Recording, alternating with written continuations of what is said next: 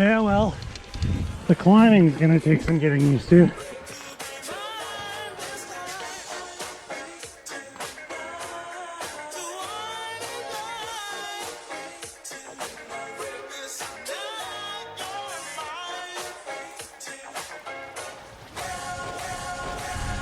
Now, the last time that we rode this bike, as I'm sure you will recall, the non-offset, just the regular bushings were in the rear shock. We were playing around on some jumps. And at the end of that video, we put in the offset bushings, and I have not ridden it yet. Today will be my first experience with the new geometry that this thing now has. That, as I said at the end of that video, I can only ballpark what the numbers might be. And I'm guessing we've got a bottom bracket drop of negative 10-ish millimeters, so quite high by all of today's standards. And I sort of figure a about 66-degree head tube angle. Also fairly steep by today's standards, but far and beyond different than what this thing was when it was new. Essentially, based on my assumptions, we've slackened the head tube angle out by about 1.5 degrees and managed to lower the bottom bracket probably effectively by about 5 millimeters. So if you ask me, minimal enough that I feel like I, as a very non-picky rider, will probably not really feel a difference. But that is yet to be seen. Back to the trail.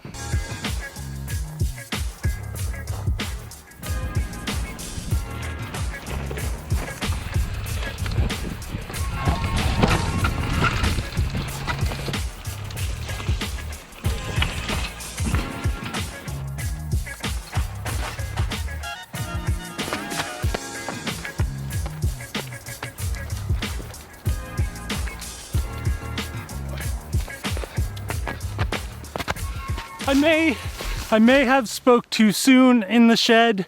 First and foremost, while navigating this rooty and rocky, sometimes narrow single track, there is a definite and notable difference in handling characteristics.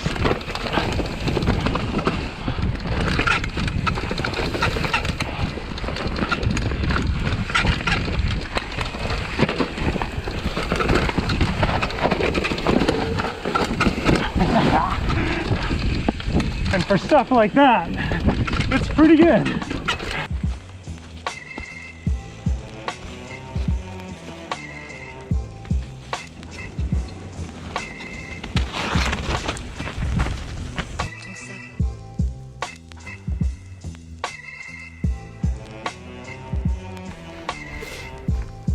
And without question, playing around on like a quick little descent chute like this, having the different handling characteristics that we now have are certainly a benefit. I can, and it pains me to say this, I can feel the front wheel having a better time navigating over all of the mistakes that I make as I ride over all this, which is a nice feature when you're riding somewhere somewhat foreign to you. I don't ride this trail very often.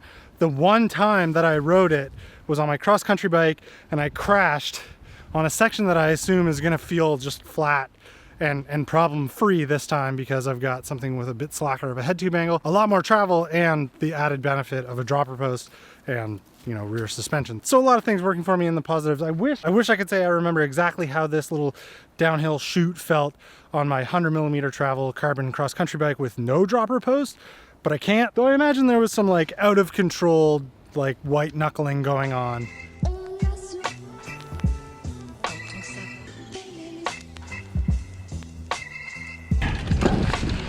This is the section where I crashed on the cross-country bike. I assume it's going to be a lot faster and a lot easier this time with all this added suspension, head tube angle, and everything else. That's the same line I took. Yep, no problem.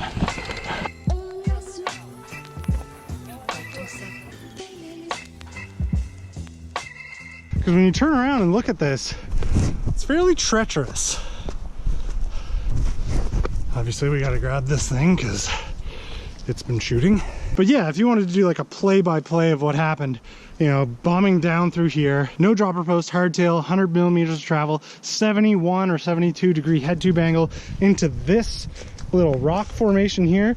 The front wheel I think started to get a little off kilter, and I'm certain I endoed to about here. And I very, very vividly remember landing on my back on this rock.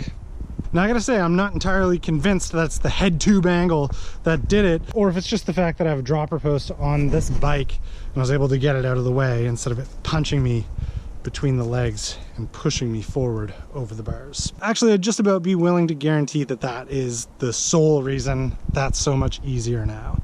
Seat out of the way. The slacker head tube angle is almost just like the gravy on your potatoes. One thing is for sure, it is not going to help navigate through this fairly treacherous, maybe it doesn't look like it here, but little straight section of rock garden that has forever eluded me. As a matter of fact, it makes the line choices just like that little bit harder, especially when you're not used to the geometry.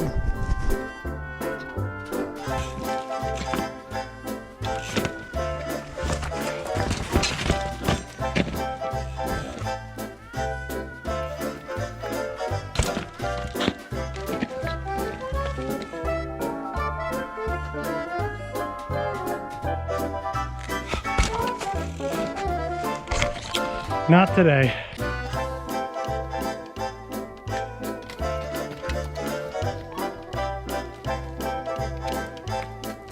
Not today. More time on the seat with the modifications, and I'm sure I could get it, but not today. Generally speaking, I think I'm pretty upfront about liking a steeper, snappier head tube angle handling bike. So understandably, just getting on the trail and having this like Mack truck-esque handling machine under me, something that was more foreign than I was expecting. You can understand my initial immediate apprehension. Now, while it's still not what I want, you get used to it, the climb's not bad. And when you eventually get to stuff like this,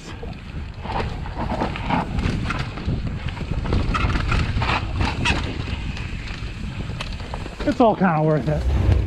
All right, let's just answer the question as is posed. Will offset bushings actually make a notable difference? Yes.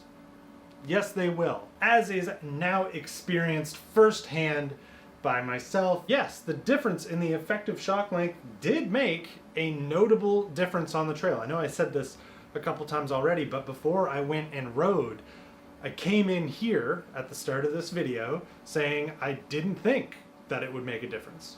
Lo and behold, yeah, it does. Who would have thought that altering the angles of a bike would actually be noticeable on a trail? But I think the bigger question is like, is it truly a benefit? Like, was it worthwhile doing? Does it really matter? And in that regard, I don't really have like as concrete of an answer. As I started riding this again, putting the dropper on, swapping on the bigger wheels with a nicer tire, shorter stem, handlebars, brakes, all that, I've never had a problem with the way this rode. As a matter of fact, I actually kind of liked it. And to be honest with you, the biggest reason that I wanted to change the head tube angle and maybe get it a little bit lower in the bottom bracket area mostly comes from peer pressure.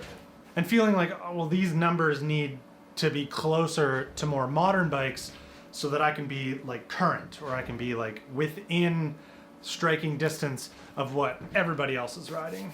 And truly, there are places on the trail where I can definitely say I preferred the steeper head tube angle. So as we've slackened it the amount that we did and lowered the bottom bracket, it loses a little bit of its like playful, fun climbing characteristics, but it does sort of make up for it in the descents a little. But again, I'm not sure that the head tube angle change is nearly as beneficial or as drastic of a change as just throwing a dropper post on something. I like this. It's pretty good. You can get used to any geometry. You can get good at any type of riding with any geometry once you ride it enough. Everything becomes familiar, and if I only rode this, then it's all you know, and you just continue to ride sections and you pick your line choices for the bike that's underneath you and what you're comfortable with. Ultimately, the only solution for the qualms I have with like the way a slacker head tube angle bike climbs is to just climb on it more often and just get used to the way my inputs will affect the outputs and the way the bike rides, and then you just kind of become one with that. Okay, all in all, just kind of cool that you can change the geometry of your bike with a couple different bushings and just see what the difference is like.